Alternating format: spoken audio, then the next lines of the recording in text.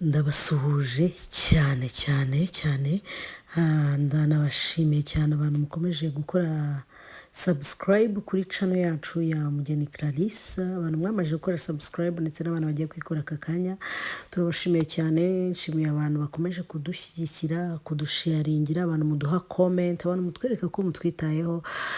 Inshuti zanjye ni iby'agaciro gakomeye cyane kubagira. Hanyuma munyemere mbwira abantu batarakora subscribe mukore subscribe, kandi niba urebye video yacu wihutire gutera like, unaduhe comment kugira ngo tumenye ngo ni ibiki dukwiye guhindura, ni ibiki dukwiye gukora, ni ibiki tudakwiye gukora. Everyday ndabasaba ibyo bintu mugiye mubikora cyane rwose kugira ngo turusheho kunogerwa n'ibiganiro byacu binyura hano, kandi turusheho kunoza cyangwa se gushimisha imitima y'abantu badukurikiye.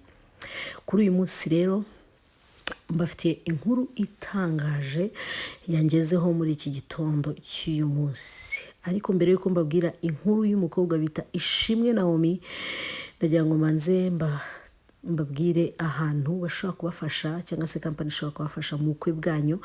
Ubukwe bwanyu bukagenda neza, ibirori byanyu bikaryoha. Abantu bitwa Amata Protocol Service Solution bagutegurira ubukwe bwawe neza utahibereye, kandi ubukwe bwawe bukazamera nkaho wari uburimo 100%.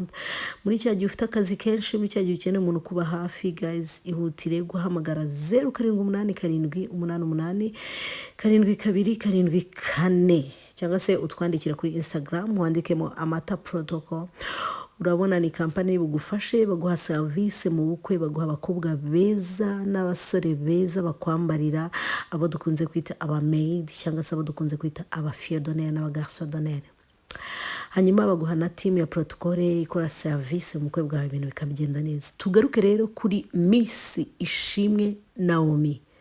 Uyu mukobwa wegukanye ikamba mu mwaka w'ibihumbi 2020, akaba ari umwana w'umunyarwandakazi witwa Ishimwe Naomi, wavutse mu muryango w'abana batanu. Akaba ari umwana wa gatatu, avuka mu mujyi wa Kigali, afite ababyeyi bombi n'abavandimwe batanu, abakobwa 4 n'umusore umwe ukiri mutoya cyane.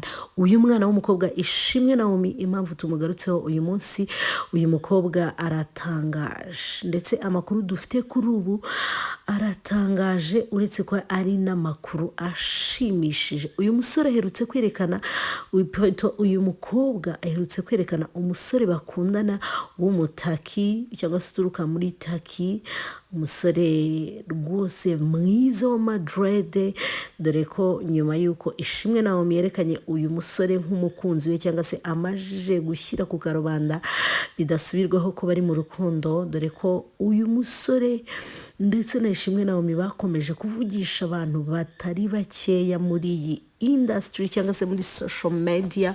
Ubundi murabizi ko ubusanzwe ntabwo njya nkora inkuru cyane zitavuga kuri sinema, ariko munyemerere uyu munsi ngaruke ku mukobwa wacu cyangwa se kuri nyampinga wacu w'u Rwanda wa 2020, umukobwa mwiza tutatinya kuvuga ko ari muri top 2 y'abakobwa begukanye ikamba rya Miss Rwanda kuva itangiye. Kuri ubu ngubu rero umukobwa wacu Ishimwe Naomi ndetse n'umusore bari mu rukundo bitegura kurushinga,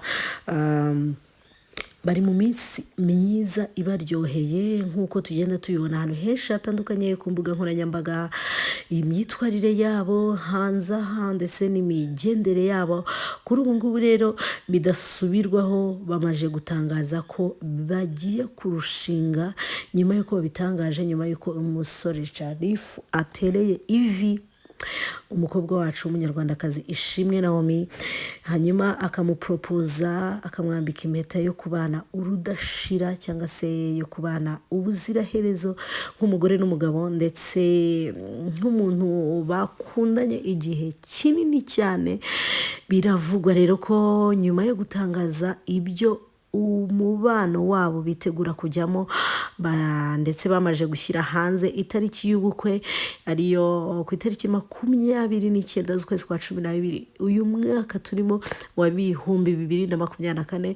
Uyu Ishimwe Naomi kuri ubu Ishimwe Naomi yakomeje gukomeza imigambi ye cyangwa se imihigo ye cyangwa se inzira ye cyangwa se imyiteguro ye y'ubukwe. Dore ko abantu benshi bakimara kumenya ko aba bombi bagiye kurushinga byashimishije abanyarwanda batari bakeya, byakoze ku mitima y'abanyarwanda batari bakeya habe na mba. Dore ko abantu bose bavugaga ngo finally my couple, bavuga ibintu byinshi bitandukanye. Abanyarwanda ndabarahiye bashyize hanze amarangamutima yabo ku ikijyanye n'iyi couple.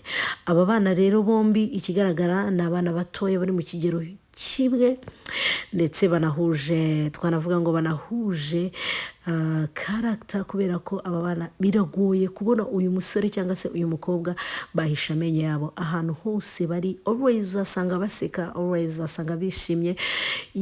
Dore ko no guseka bibabera, bafite inseko rwose ikurura abantu benshi batandukanye, kandi inseko yabo ni nziza rwose. Tudahamya ko aba bana cyangwa se tudashidikanya ko aba bana urugo rwabo ruzaba rumeze nk'ijuru rito cyangwa se nka paradizo. Hanyuma rero muri iyi minsi yo muri 2024, umwaka wabaye muremure cyane, umwaka wavuzwemo ibintu bitandukanye, umwaka wabereye ikigeragezo ku bantu benshi cyane, umwaka wadutwaye benshi, umwaka udusigiye inzibutso zitandukanye cyane muri social media cyangwa se cyane hano iwacu mu bivugwa ku mbuga nkoranyambaga. Hanyuma rero uyu mwaka ntabwo wari gusiga Ishimwe Naomi utamuvuzeho, ntago bishoboka. Ndabibutsa ko nanone uyu Ishimwe Naomi yabaye Miss Rwanda 2020. Uyu mukobwa ubwo yegukanaga ikamba rya Miss Rwanda, ndetse yegukanye n'ikamba rya Miss Popularity, yegukana n'ikamba rya Miss Photogenic. Dore ko uyu mukobwa ari n'umunyamideli wa Tanga Design, yagiye agaragara mu myambaro itandukanye y'inzu zikomeye z'imideli hano mu Rwanda. Hanyuma mu minsi mike ubwo bari gukora shooting ya Save the Date, aba bombi bagaragaje rwose ko bashize amanga, kandi ko iby'urukundo rwabo bakomeje kubishyira ku yindi ntera. Banavuga ko rwose ibirori byabo batumiye bo buri munyarwanda wese wifuza kwatendinga ubu bukwe cyangwa se wifuza gutaha ubukwe bwa Miss Rwanda Ishimwe Naomi ndetse na Asha umwana w'umutaki cyangwa se wo guturuka muri Turkey. Bababwira ngo ni muhawe ikaze ku itariki 29 z'ukwezi kwa 12 umwaka w'2024. Ibi kandi babivuze binyuza ku mbuga nkoranyambaga zabo, bavuga ko bishimiye cyane kandi batewe ishema no gutangaza iby'urukundo rwabo ndetse no gutangaza amezi cyangwa se ukwezi bazakora mu bukwe. Ejo bundi rero umusibe ejo nibwo namenye ko Ishimwe Naomi ubu tuvugana yagiye kureba cyangwa se gushima ikanzu azambara mu bukwe bwe. Yayirebye mu nzu y'imideli ikomeye cyane ibera iyi nzu iherereye mu mujyi wa Kampala y'umukobwa bita Nkwanzi. Biravugwa rero ubu muri social media ibintu byakomeye cyane ko Ishimwe Naomi bamaje kumurika ko batwite, kandi mu by'ukuri biravugwa muri social media, ariko ntabwo ba nyir'ubwite nta kintu barabivugaho. Kadutegereza amakuru turebe mbese Ishimwe Naomi mu bukwe bwe azaba yambaye ikanzu imeze ite. Ese Ishimwe Naomi aratwite koko, cyane ko we nta kintu arabivugaho, cyangwa se ameze gute? Guys, rero mbagezaho inkuru zitandukanye, ariko kandi sinabura kubibutsa ko Amata Protocol Service Solution babatekera neza, bakabakorera service neza, bakabaha abasore babambika neza mu bukwe. Bye bye.